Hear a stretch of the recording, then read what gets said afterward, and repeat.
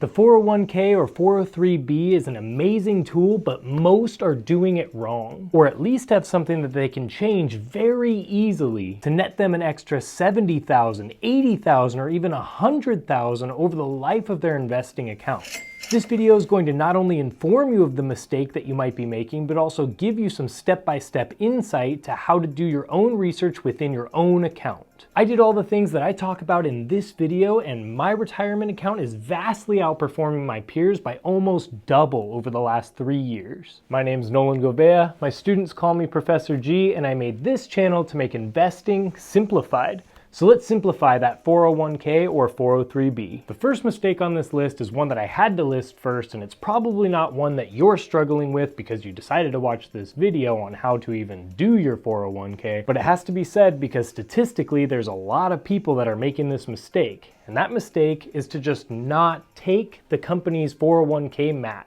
If your company offers this match where if you put in 3% of your paycheck and they're gonna put in 3% of your paycheck, that's just extra free money for you. So many people are fighting to get that 2% raise at the end of the year, but still won't take this extra match that the company's offering. Please don't leave that free money on the table. Make sure you figure out what your company's match is and then allocate at least that much up to the match into your 401k or 403b. And then let's move on to number 2. And number 2 is by far the biggest mistake that I hear from people when I'm talking to them about their retirement account. This one's all about not understanding that you actually have the power to pick what you're invested in within your 401k. So I'm gonna take you through my retirement account and show you how to do this step by step. For one of my universities, it's actually a 403b because the university is a nonprofit.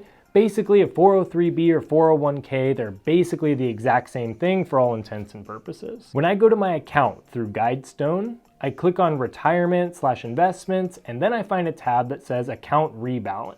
Now yours might say something different, but the idea is that we're trying to find a way to be able to look at what types of accounts are available so that you can look through the funds and see what you could switch it to. Again, the specific names and even the names of the funds are going to be very different for each one because it's not like everybody has the same 401k or something like that. It's all individual companies, and though some of the words and verbiage are going to be similar, they're going to have their own branded names and things like that that you'll see in a second. Now, if you did nothing and your company just enrolled you in your 401k or 403b, you're probably automatically enrolled in something called a target date fund. These funds are super cool and they're actually very, very hands-off and very easy, and the reason why they're so popular is because as you get closer to retirement age, it actually takes the risk down for you and makes it so that the closer you get to retirement, the less money you have in riskier things like stocks, and it puts a little bit more of your portfolio into bonds,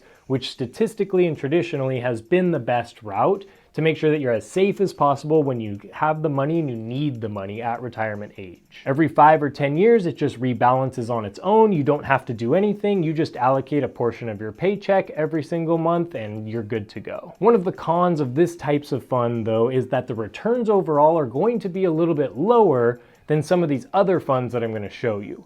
So if that's what you're automatically invested in and you're nowhere near retirement age, say you're 50 years old or younger, you probably don't need to be in such a safe fund. It might be a good idea for you to look at other things, and that's what we're going to talk about. But as far as target date funds, just so you have a better idea of what they are, because for some people this is a great option. For example, in this fund that's a 2025 target date fund, this is for those that might be retiring in the next couple years. It's named 2025 target date fund because you're targeting a retirement around 2025. In this fund, year to date, it's done 7.6%, which is significantly underperforming the S&P 500, but again, this should just be a very safe account. As you can see, this fund is full of bonds or fixed income, and then has about 40% US stocks and 15% international stocks. Very safe and diversified. For a target date fund in 2055, this is for someone who might retire 30 years from now. So it will be a bit more risky since there's so much time to let the market do its thing. The year to date on this one is 12.92%, which is almost double the return from the previous fund. The fund is very heavy in US stocks at 61% and then international stocks at 30%, with only about 7% in cash and bonds. So that type of fund, the target date fund, is probably what you're invested in automatically if you didn't get to choose. But you should have the power to be able to choose whatever you want. Unfortunately, like I said before, the names of some of these accounts are going to be confusing, and they probably won't tell you exactly what the account actually is or what the fund actually is.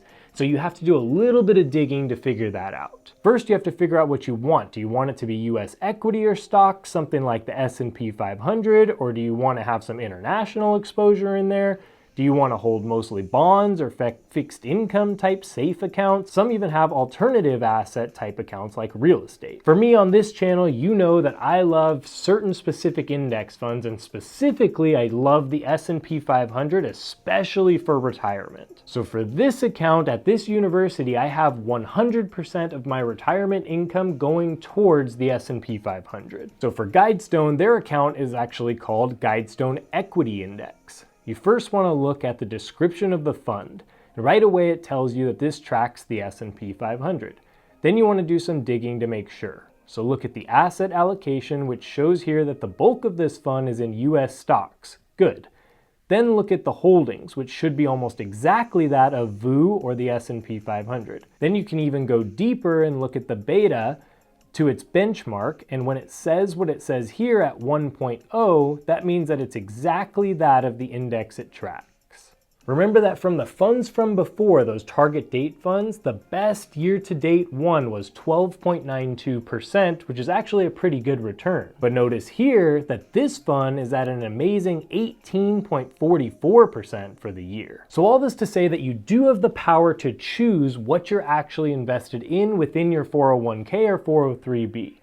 You just might have to take an hour or two and just sit there and click around and try to look at some of the funds the same way that I just did with that S&P 500 fund to see if you like that a little bit more than what you're already invested in. The next mistake on this list has to do with not only being able to pick and choose what type of investment you're invested in, but also how much of this investment you'd like to be the total percentage of your retirement portfolio. You get to pick if you like a couple of different funds. You can include all of them. You don't have to just have one for your 401k or 403b. So the big mistake that I see with people's 401ks is that they're not splitting up their investment. Or at the very least, they don't understand that they can split up their investment if they wanted to. As you can see here, my allocation is 100% S&P 500, but what if I wanted to add in a bit more risk to get an even higher reward? Maybe I want to add in a growth fund, very similar to like a QQQ or SCHG. To do this, I would allocate a percentage to the funds I want. So for example, I could go 50% S&P 500 and 50% growth, or maybe even 50% S&P and then 25% growth, 25% real estate. Now, a quick disclaimer, if you've been following this channel for a while, you know that I'm huge on that 3-fund portfolio, and I do have a 3-fund portfolio for all of my different accounts. So in total, my retirement portfolio is a foundational type ETF or index fund, a dividend, and then also a growth. But for this specific account with this one university, I just did 100% S&P 500. And so I just allocated more dividend type fund and growth type fund in my Roth and my IRAs respectively. But anyway, using this channel as a start for your research, this is where you're going to figure out what types of funds you're actually going to want to invest in. Each investor should be picking this based off of his or her goals. And so throughout a lot of the videos on my channel, I definitely give a lot of options for different types of people with different types of goals. At the end of this video, I'll make sure and queue up my video on the 3-fund portfolio, because if you haven't seen that yet, it's the simplest way that you can invest, and it's actually beating every other portfolio that I've seen out there. Super, super easy. So anyway, about splitting up your investment within the 401k, if that's the only place you're going to be investing in retirement and you want to split it between 2 things or 3 things, pick those and then pick the percentages accordingly. This next one, in number 4, is actually the silent killer. It's one that makes it so that you are losing so much in profit because of this one thing, and it's very, very easy to start to figure out once you understand. And this one is all about paying too much in fees. This one is huge, people. Like I said before, you're probably automatically invested into a target date fund. And that fund is great. It does a lot of things for you and you get to be very hands-off. But there's one big problem with that specifically, or any other one that seems a little too convenient and maybe a little too good to be true. Those are the ones with the biggest fees, like fees 5 to 10 times more than other funds. For example, if we go back to the 2055 date fund, the fee there is a gross of 0.50 and net of 0.45%, which is quite high. If we take a look at the one that I'm in, the S&P 500 one, it's only at 0.12%, which is about 4 times cheaper. Now, those of you that have been investing for a little while and maybe invest outside of a 401k in an IRA or just brokerage, know that you could invest in a fund that tracks the S&P 500, something like VOO, and they have an even smaller expense at only 0.03%, and I'm gonna get to that next. But for now, know that you're gonna pay higher fees on pretty much anything within a 401k because of the fact that it's being managed actively by people and by companies, and so there has to be a place where they make a little bit of that money. But remember, if you're getting a match for this 401k, say 3% of your paycheck or something, and then you have to pay this higher expense ratio of 0.12%, you're still making out pretty good with a solid amount of profit in that extra cash. Definitely take a look at the fees that you're paying, because that could be the difference between hundreds of thousands of dollars.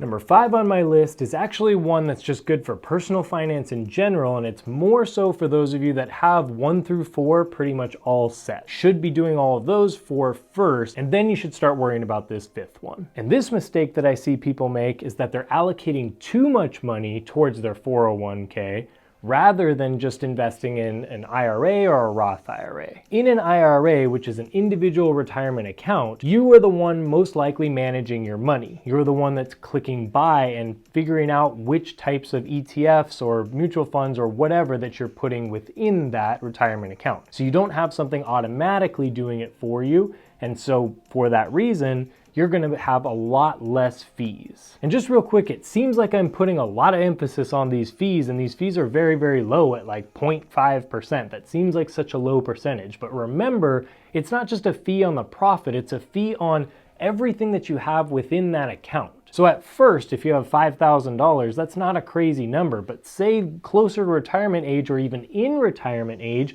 you have $1.5 million.